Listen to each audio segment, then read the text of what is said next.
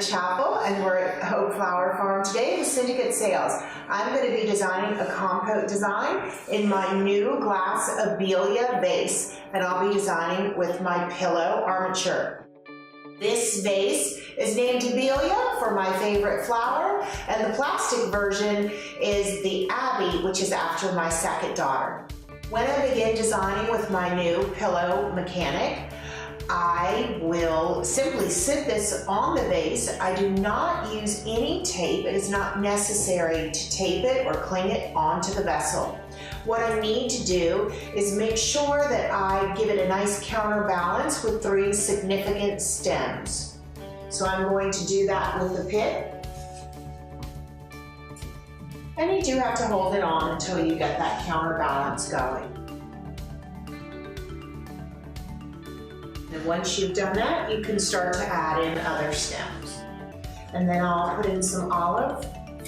I already love the shape of this. It's beautiful. You want to work around the perimeter of the vase, making sure that you cascade over the edge.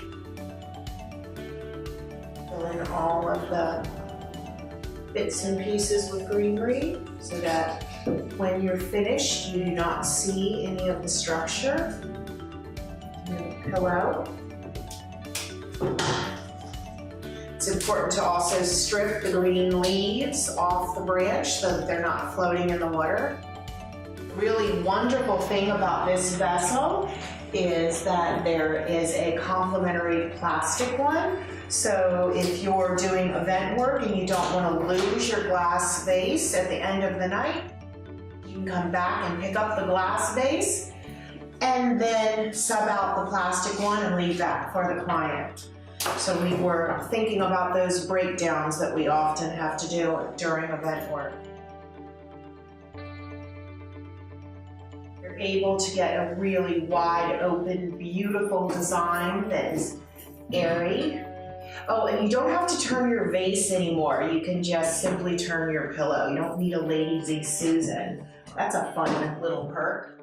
Then I'm going to put in some Abelia, which is my favorite and the namesake of the vase.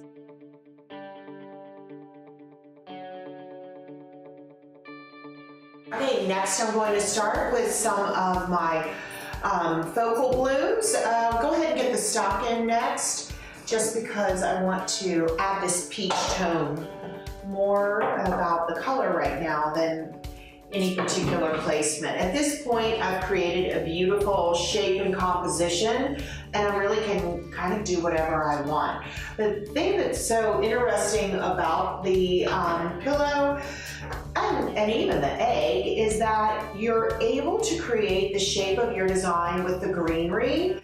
And again, you want to make sure that you're going through both layers of the pillow. The top rim and the bottom rim, because that's what holds it in place. And you see you're able to pick up the design and you could actually change it to another container, fill it back up with water. That's the beauty. Go ahead and put some carnations in. And I'm just gonna mask these in low to give that hint of color and also to cover up the armature.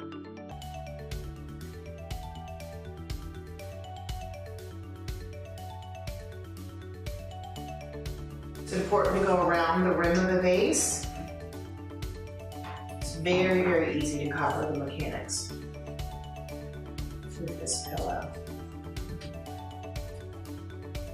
And I've got a lovely cascade all the way around. That's my goal, is to get that beautiful swooping cascade.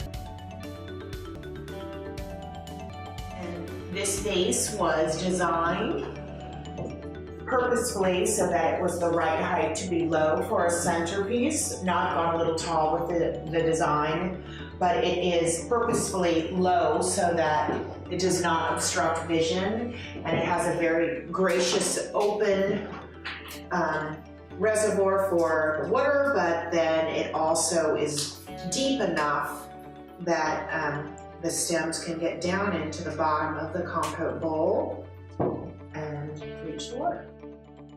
After I get all of the significant blooms in place, I go through and add extra texture and dimension to the design. I did that with the berry and now the ranunculus.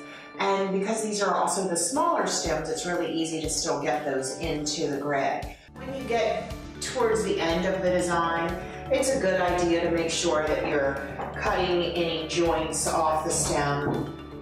Just makes it a little bit harder to make those insertions.